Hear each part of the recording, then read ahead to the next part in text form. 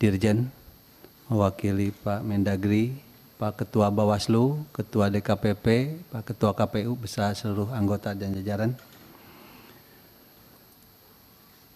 Pertama, saya apresiasi ternyata di pendapat dari KPU maupun DKPP ini sudah sinkron ya dengan Bawaslu maupun dari Kemendagri. Saya juga terima kasih nih Bawaslu ada semangat untuk meningkatkan kemandirian dari Bawaslu dalam penanganan dugaan tindak pidana pemilu. Apalagi sekarang kan sudah didengungkan Pak tentang restoratif justice. Jadi kita berpikir barangkali tindakan pidana ini terakhirlah, tindakan terakhir gitu. Bagaimana itu supaya bisa dilakukan apalagi dalam pemilu. Semuanya kan berniat baik pemilu ini ya, tidak selalu ke pidana. Nah oleh karena itu saya ingin Pak Bawaslu meneliti kembali Pak pasal 21, pasal 22, 23 dan 25. Ini nampaknya jadi agak rancu menurut saya gitu kan. Di satu pihak Bawaslu ingin ada kemandirian, tapi pasal 21 ini kan disebutkan misalnya ayat 21 ayat 3, Ketua Bawaslu Provinsi atau Kabupaten Kota menerbitkan surat tugas melaksanakan penyelidikan setelah temuan atau laporan diregistrasi dan seterusnya. Pasal 22 ayat 1-nya, penyidik dan jaksa melakukan pembahasan paling lama 2 hari terhitung temuan atau laporan diregistrasi dan seterusnya.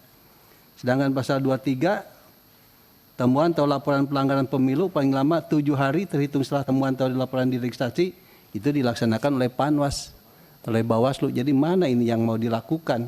Apakah Bawaslu secara mandiri atau langsung kepada penyelidikan oleh penyidik di Gakumdu? Nah ini mungkin perlu diteliti ulang Pak.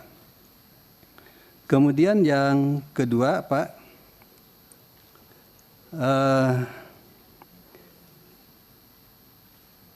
Kominfo itu kan berencana bikin satuan tugas untuk menghadapi kampanye pemilu. Ini bagaimana pengaturannya di Bawaslu? Jangan sampai tumpang tindih ini dengan apa yang dilakukan oleh Kominfo. Ya sebaiknya perkuatlah yang ada di Bawaslu.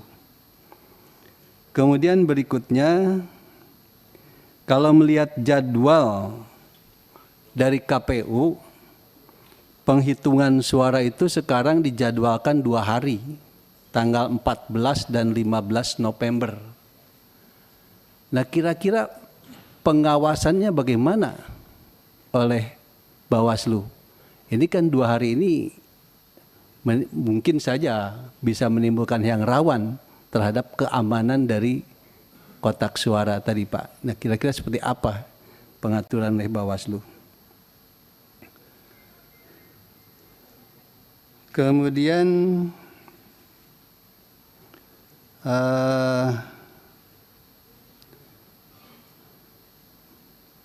mungkin Pak di masyarakat juga bisa jadi rame antara kampanye yang disebut kampanye mendahului dengan reses yang dilaksanakan oleh DPR DPRD. Ini perlu jelas pengaturannya Pak ya. Seperti apa nih reses yang boleh dilakukan oleh DPR dan DPRD nanti supaya Panwas kecamatan biasanya yang mungkin pemahamannya nggak jelas, kalau nggak diatur secara jelas, tolong diatur kembali.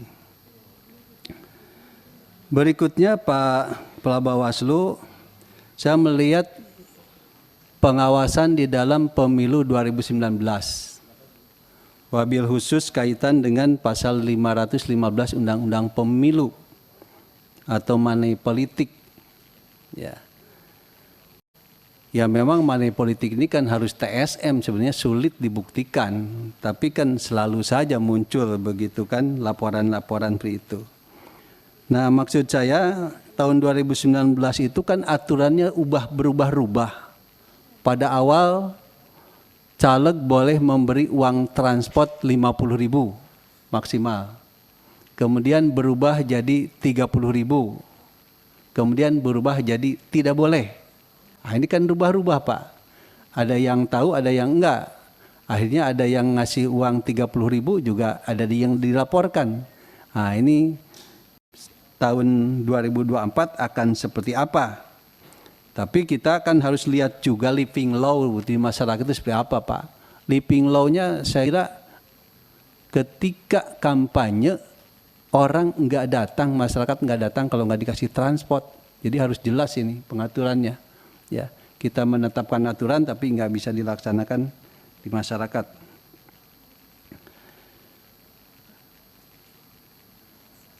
Yang berikutnya, saya kira hari ini juga Pak sudah banyak baligo-baligo di mana-mana ya. Kita lihat sudah mulai muncul Bapak Anu, Bacaleg dari Partai A, begitu. Nah, ini tindakan Bawaslu seperti apa dan kapan penertiban untuk yang begitu. Terakhir mungkin Pak Ketua, ini saya ingin pendapat dari Pak Mendagri, Pak Dirjen maupun dari Bawaslu. Nah, di medsos kan sudah rame bahwa KPU berencana untuk melakukan rekrutmen KPU secara serentak. Artinya KPU kota kabupaten maupun provinsi yang tidak berbarengan akan diberhentikan barangkali ya, lalu merekrut secara serentak. Dan kepada yang masih punya jabatan diberi kompensasi. Konon di medsos saya baca membutuhkan dana lebih dari 150 miliar. Nah, ini bagaimana pendapat dari Mendagri maupun dari Bawaslu? Kalau menurut saya sih, dulu juga saya sudah menyampaikan ya. Ya kalau memang sulit perpanjang aja gitu kan, aturannya memungkinkan enggak? Ya, daripada kita merekrut yang baru lalu memberi kompensasi, itu juga tidak efisien dan tidak efektif begitu ya. Ya. Saya kira itu Pak Ketua. Terima kasih. Assalamualaikum warahmatullahi wabarakatuh. Assalamualaikum warahmatullahi wabarakatuh. Selanjutnya